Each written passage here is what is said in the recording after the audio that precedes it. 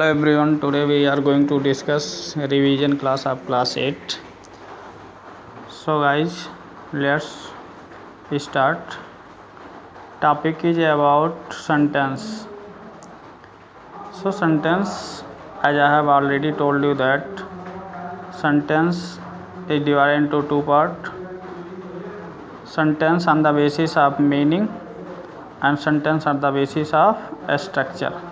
When we are going to learn sentence on the basis of meaning, then there are 5 sentences: assertive, that is declarative, affirmative, second is interrogative, and third is imperative, and fourth is optative, fifth is exclamatory. Okay guys, and when we are going to learn sentence on the basis of a structure, that there are 3 types of sentences: simple, compound, complex. Okay, so let's start. Next point, suppose this topic is so much important for you. Suppose we have to find out complement in a sentence. Then complement is 2 types. First is subject complement, and second is object complement. Okay, so suppose we elected him our representative. Him is object, our representative is complement. So our representative is object complement because this completes him. Okay, next sentence is he is an actor of great repute. यहाँ पे an actor of great repute एक complement है जो कि subject ही को complete कर रहा है, इसलिए an actor of great repute ये सब्जेक्ट कॉम्प्लीमेंट हुआ. ओके, ऊपर की सेंटेंस में आवर रिप्रेजेंटेटिव ये ऑब्जेक्ट कॉम्प्लीमेंट है, but an actor of great repute ये सब्जेक्ट कॉम्प्लीमेंट है. ही लुक्स टायर्ड, टायर्ड भी आपका कॉम्प्लीमेंट है. कैसा कॉम्प्लीमेंट है? सब्जेक्ट कॉम्प्लीमेंट है. The rose smell sweet, sweet आपका क्या है? सब्जेक्ट कॉम्प्लीमेंट है. They were filled with joy, यहाँ पे जॉय आपका क्या है? Subject complement. I found him asleep, him को कंप्लीट कर रहा है स्लीप, इसलिए ऑब्जेक्ट कॉम्प्लीमेंट है. This building is too late, तो यहाँ पे टू लेट सब्जेक्ट कॉम्प्लीमेंट है. What we make it, this is also subject complement. We consider him to be honest, here to be honest completes him, so this is object complement. And next is that, next and last is that he is lame of one leg, that is subject complement. Okay, so guys, you should read this very carefully, this is so much important for you. Next thing is, as I have already told you that suppose a question is asked to you, how many sentences are. So here kinds of sentence: assertive, interrogative, imperative, optative, exclamatory. Okay, and we have taught you these types of sentences on the board. Okay, next thing is question tag.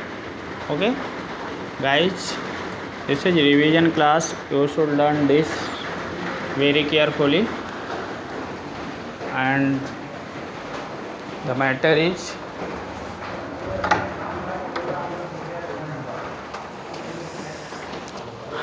question tag rule 1. Question tag rule 1: if the given statement is positive, the question tag is in the negative.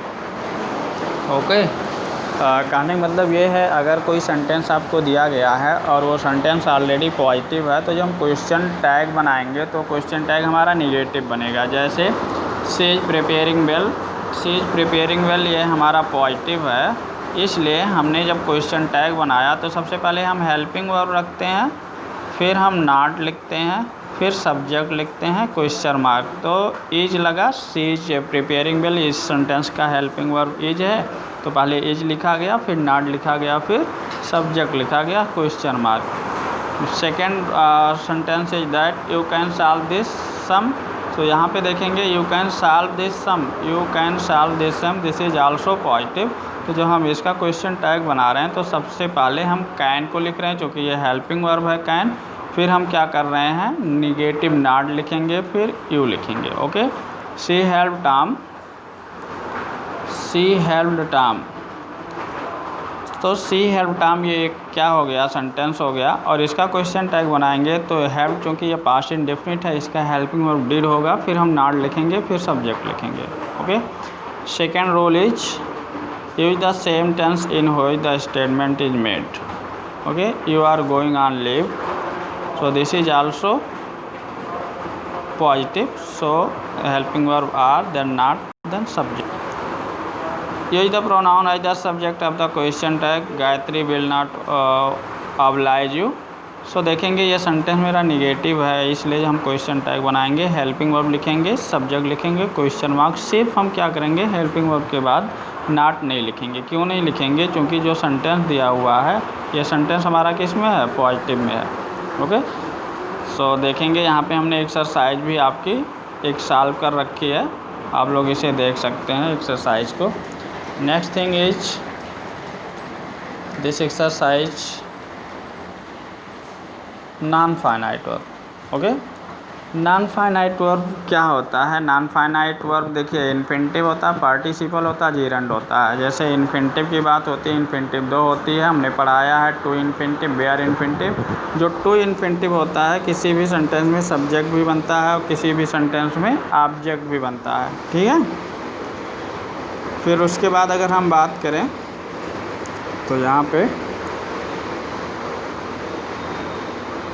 देखेंगे ये to infinitive है, और जब हम to infinitive की बात करेंगे, to err is human, this is subject, to forgive is divine, this is subject. To forgive subject है, टू सी सब्जेक्ट है, बट इधर अगर ऑब्जेक्ट के लिए देखें, the doctor came to see the patient, to see हमारा object हो रहा है, ठीक है।